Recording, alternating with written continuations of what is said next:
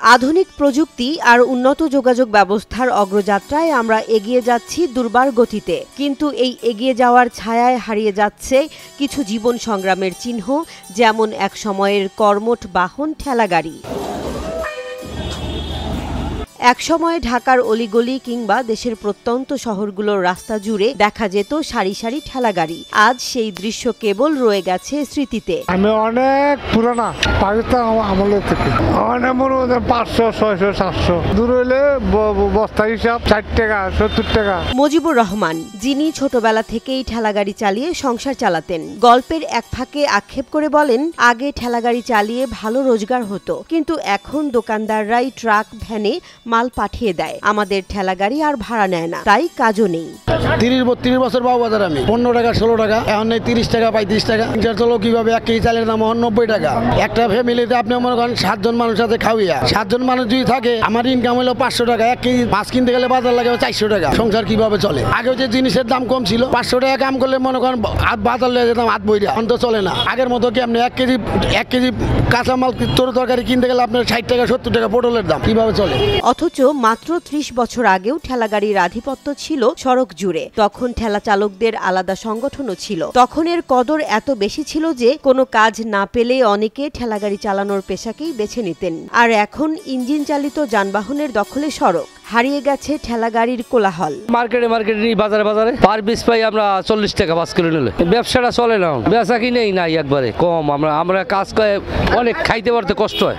40টা বস্তা দেয় আমাকে, 30 বস্তা চাল যায়, 4 জন মানুষ থাকি। সংসার চলে খুব কষ্টে আর কি। এখন বর্তমানে কাজ করি আমি 30 বছর। এই দা পোলাপান পড়াইছি, মা বাবার সংসার আনলাম, মা বাবার দিছি, এরা তো মরিয়ে গেছে। এরা ওই টাকা পয়সা দিছি, জায়গা জমি রেখে থুয়ে গেছে। ইয়া মোটামুটি কায়দা হালকা পাতলা যাই আছে, ভালোই আছে আর কি। আমার বিয়ের পর আর কিনতে পারি নাই। নুরুল ইসলাম নামে এই ব্যক্তি বললেন, ঠেলাগাড়ি চালিয়ে যা আয় হয় তা দিয়েই কোনো রকম চলে সংসার। এখন পরিস্থিতি খুবই খারাপ, কারণ হইলো যে ব্যবসা বাণিজ্য সব কিনে দিয়ে পরিস্থিতি খারাপ। কাজ কাম মনে করেন নাই, আর জিনিসপত্র দর খুব বাড়তি। এখানে কাজ করি প্রায় 30-35 বছর। তখনকার সময় ছিল 12 হইতে 13 টাকা 15 টাকা এক বস্তা, আর এখন এক বস্তা চাউল ফকিরা বললে 30-35 টাকা। না, পরিবর্তন কিভাবে হয়েছে? জায়গায় জায়গায় আরো দইয়া মনে করেন কাজ কাম কমে গেছে, চাইলে মন বাড়তি প্রচুর।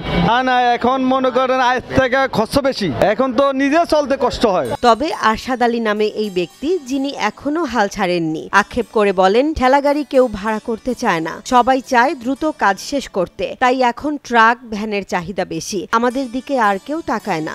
30 বছর তখন প্রথম তো ভালো ছিল, মোটামুটি পয়সা পাইছিল লেবাররা। এখন কয়েক বছর ধরে লেবারকে পয়সা নাই, রাস্তাঘাটে গাড়িরা এখন যায় না, বিভিন্ন ঝামেলা, বহুত জায়গা বহুত সমস্যা।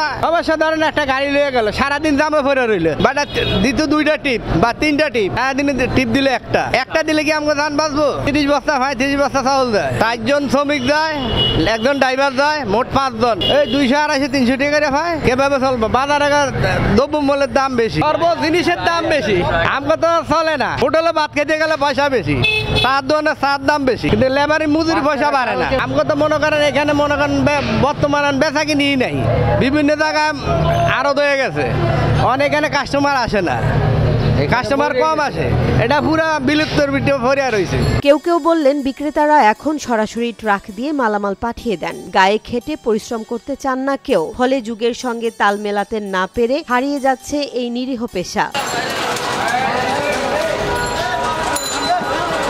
প্রযুক্তি আমাদের জীবনকে সহজ করেছে, এতে সন্দেহ নেই, কিন্তু সেই সহজতার পেছনে চাপা পড়ে যাচ্ছে হাজারো শ্রমজীবী মানুষের জীবন সংগ্রাম। ঠেলাগাড়ি চালানোর মতো অযান্ত্রিক, কঠিন অথচ সম্মানজনক পেশা হারিয়ে যাচ্ছে অদৃশ্য বাস্তবতার কবলে। উন্নয়নের মিছিলে কোথায় যেন হারিয়ে যাচ্ছে এক একটি গল্প, এক একটি জীবন।